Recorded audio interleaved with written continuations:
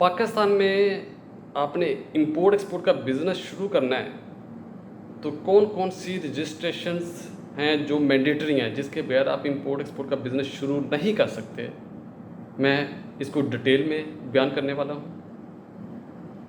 उससे पहले आपसे रिक्वेस्ट है, अगर आपने मेरा यूट्यूब चैनल सब्सक्राइब नहीं किया तो उसको सब्सक्राइब कर लें और बेल आइकन को भी बटन को प्रेस कर लीजिएगा, क्योंकि आने वाले दिनों में मैं इंपोर्ट एक्सपोर्ट से रिलेटेड थॉरो नॉलेज वीडियोस के थ्रू अपलोड करने वाला हूँ ताकि आप फ्री लर्न कर सकें।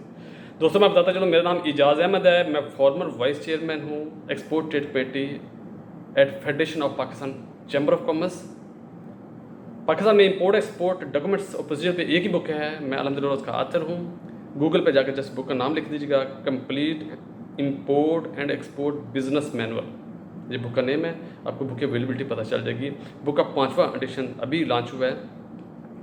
उसका तथा गवर्नर पंजाब चौधरी गुलाम सरवर साहब ने किया है। उसकी appreciation governor state bank of Pakistan doctor Raza Baqar साहब ने की है। उसकी अप्रिसिएशन लेटर्स जारी किए हैं federal commerce ministry of Pakistan ने, और ये लेटर्स अल्हम्दुलिल्लाह बुक में लगे हुए हैं। और मैं मास्टर ट्रेनर हूँ स्टेट बैंक ऑफ पाकिस्तान में, प्री क्वालिफाइड ट्रेनर और कंसल्टेंट हूँ समीडा में, नेशनल बिजनेस डेवलपमेंट प्रोग्राम में, मास्टर ट्रेनर हूँ लाहौर चैम्बर ऑफ कॉमर्स का, मास्टर ट्रेनर हूँ ICM में, मास्टर ट्रेनर हूँ a project of commerce ministry, master trainer हूँ NIBAF national institute of banking and finance. अलबर्ज मुझसे बात यह है कि पाकिस्तान थ्रू आउट पाकिस्तान जो मेजर और प्रोमिनेंट वेल नोन इदारे हैं जो इंपोर्ट एक्सपोर्ट की ट्रेनिंग्स करवाते हैं, अल्हम्दुलिल्लाह मैं हर जगह पे ट्रेनिंग करवा चुका हूँ और through out Pakistan chambers of commerce पे ट्रेनिंग करवाता हूँ। तो दोस्तों बात आ जाती है इंपोर्ट एक्सपोर्ट का बिज़नेस शुरू करना है तो रजिस्ट्रेशन क्या चाहिए। बहुत सारे लोगों को मैं देखता हूँ जब मेरे पास आते हैं तो कहते हैं सर हमने वकील हायर किया था, वकील ने हमसे इतने चार्जेस ले लेंगे, एजेंट हायर किया था इतने चार्जेस ले रही हैं। मैं आपको वो भी बताने लगा हूँ कि अगर आप कोई वकील, कोई एजेंट, कोई कंसल्टेंट, कोई ट्रेनर कोई भी हायर ना करें, आप खुद ही जाके सारी रजिस्ट्रेशंस करवा सकते हैं। ज़रूरत इस बात की है कि हम जिस अदारे से रजिस्ट्रेशन करवानी है, ऑलमोस्ट हर इदारे में गवर्नमेंट ऑफ पाकिस्तान इतना एफिशिएंट काम किया है, हर इदारे में हेल्प डेस्क लगे हुए हैं, वहाँ पे जाए डिटेल्ड आपको गाइडेंस मिल जाती है। अब मैं बताता हूँ स्टेप्स क्या हैं। पहला स्टेप तो क्या है, आप पाकिस्तान में रहते हैं, इंपोर्ट एक्सपोर्ट बिजनेस शुरू करना चाह रहे हैं तो आपका CNIC computerised national ID card होना चाहिए। सिंपल पहला स्टेप तो ये हो गया। दूसरा स्टेप, आपने बिजनेस फॉर्म करना है। अच्छा, बिजनेस फॉर्म के 3 ऑप्शंस होते हैं। पहला ऑप्शन क्या है, आप सोल प्रोप्राइटर बन जाएं। सोल प्रोप्राइटर का मतलब आप अकेले ही बिजनेस के मालिक होंगे, आपके साथ जितने मर्जी लोग अटैच हो जाए, लेकिन आप ओनर अकेले ही हैं, प्रोप्राइटर हैं, आप अकेले मालिक हैं, तो ये सोल प्रोप्राइटर हो गया। अगर आप सोल प्रोप्राइटर का बिजनेस शुरू करना चाह रहे हैं, as a sole proprietor business में आ रहे हैं, तो वहाँ एज ए बिजनेस आपकी रजिस्ट्रेशन की ज़रूरत नहीं है। मैं बताता हूँ गवर्नमेंट ऑफ पाकिस्तान ने बहुत ज़्यादा फैसिलिटेशन दी हुई है, और ये जो वक्त है अब गुजर रहा है, इतनी फैसिलिटेशन जो अब गवर्नमेंट सपोर्ट कर रही है, इतना कभी भी किसी गवर्नमेंट में इतना सपोर्ट नहीं किया जितना अब सपोर्ट मिल रही है। तो एज ए सोल प्रोप्राइटर आपको एज ए बिजनेस रजिस्ट्रेशन करवाने की ज़रूरत नहीं है। दूसरा ऑप्शन क्या है, आप पार्टनरशिप का बिजनेस शुरू कर लें। अगर पार्टनरशिप का बिजनेस शुरू कर रहे हैं तो फिर पार्टनरशिप एक्ट के तहत डिस्ट्रिक्ट रजिस्ट्रार के तहत रजिस्टर्ड के पास आपको रजिस्टर्ड होना पड़ेगा और फॉर्म C लेना पड़ेगा। तो इस तरह से आपका बिजनेस पार्टनरशिप बिजनेस जो है वो रजिस्टर्ड हो जाएगा। तीसरा ऑप्शन क्या है कि आप कंपनी बना लें। दोस्तों कंपनी सिर्फ और सिर्फ तब बनती है जब आप SCCP यानी securities and exchange commission of Pakistan के साथ रजिस्टर्ड होते हैं। उसके बगैर आपका बिजनेस कंपनी नहीं कहला सकता।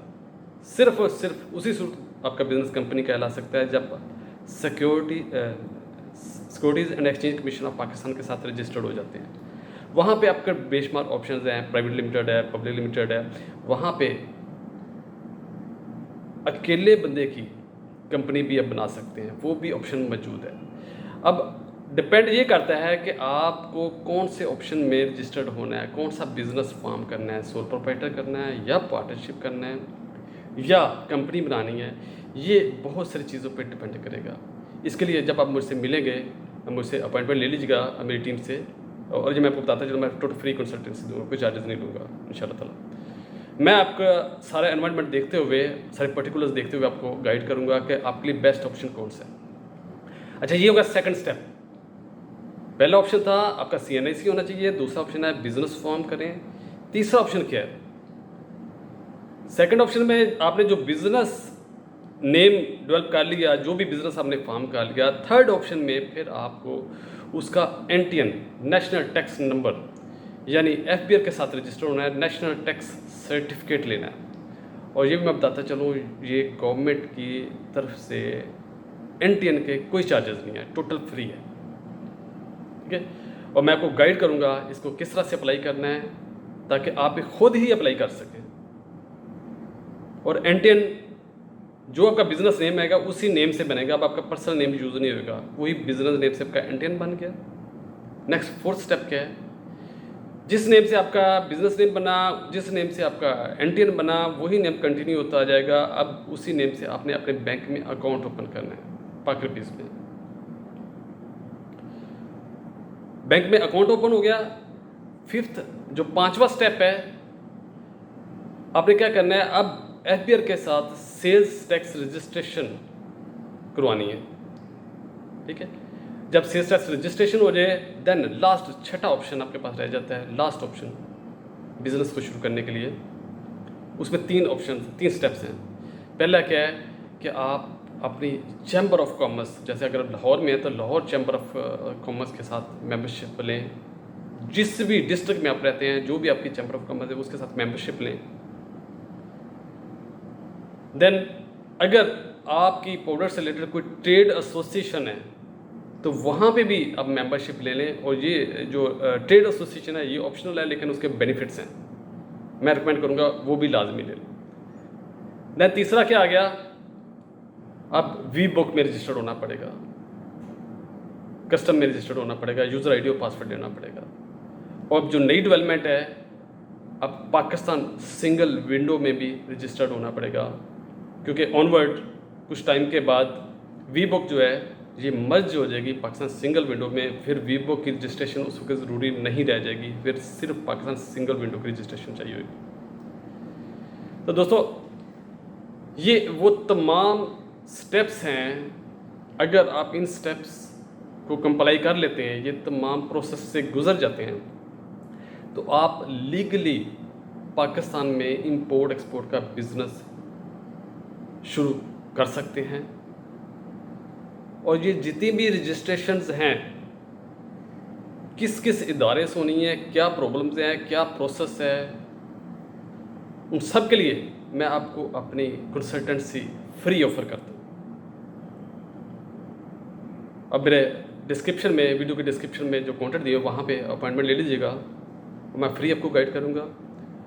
और फिर भी अगर प्रॉब्लम आए तो मैं बताता चलूँ, इंपोर्ट एक्सपोर्ट से रिलेटेड पाकिस्तान में जितनी भी सर्विसेज हैं, चाहे ये तमाम की तमाम रजिस्ट्रेशंस हैं, चाहे ऑनवर्ड चल के कस्टम्स क्लियरेंस करानी है, फॉरवर्डिंग है, शिपिंग है, लॉजिस्टिक है, कुछ भी काम है आपका इंपोर्ट एक्सपोर्ट से रिलेटेड पाकिस्तान में, वो तमाम सर्विसेज मैं अल्हम्दुलिल्लाह पाकिस्तान में वन प्लेटफॉर्म से प्रोवाइड करने वाला सबसे बड़ा सर्विस प्रोवाइडर हूँ। आपने कोई चीज़ एक्सपोर्ट करनी है, जस्ट मुझे बता दें पाकिस्तान में किस कोने में पड़ी हुई है और दुनिया के किस कोने में पहुँचानी है, मैं पहुँचा देता हूँ। तो दोस्तों, उम्मीद है आपको जो वीडियो का फ़ायदा हुआ होगा। अगर अच्छा लगा है तो कमेंट्स दीजिएगा, सब्सक्राइब कीजिएगा और दोस्तों को भी रिकमेंड कीजिएगा ताकि ज़्यादा से ज़्यादा लोगों का फ़ायदा हो सके। पाकिस्तान जिंदाबाद।